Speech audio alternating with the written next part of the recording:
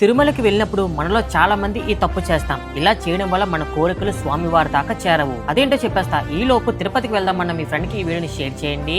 Hello busy people. తిరుమలలో వెంకటేశ్వర స్వామి దర్శనానికి ముందే వరాహ స్వామి దర్శనం చేసుకోవాలి. ఇది సాక్షాత్తు ఆ వెంకటేశ్వర స్వామి చెప్పారు.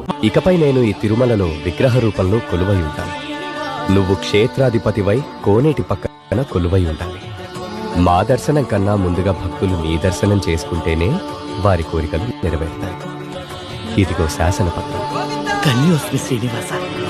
కానీ చాలా మందికి ఈ వరాహస్వామి టెంపుల్ ఎక్కడ ఉంటుందో తెలీదు. సరిగ్గా కోనేరు పక్కనే ఈ వరాహస్వామి టెంపుల్ ఉంటది. మార్నింగ్ 5 నుంచి ఈవినింగ్ నైట్ వరకు ఓపెన్ లో ఉంటది. ఇక్కడ వరాహస్వామి దర్శనం అయ్యాక వెంకటేశ్వర స్వామికి మన కోరికలు చెప్పుకుంటే ఖచ్చితంగా నెరవేరుతాయని నమ్మకం. నెక్స్ట్ టైం మీరు తిరుమల వెళ్ళినప్పుడు ఈ తప్పులు అస్సలు చేయకండి. నెక్స్ట్ వీడియోలో తిరుమల పైన ఖచ్చితంగా చూడాల్సిన ప్లేస్ గురించి చెప్పేస్తా. ఈ లోపు ఫాలో అయ్యి ఓం నమో వెంకటేశ్ అని కామెంట్ చేయండి.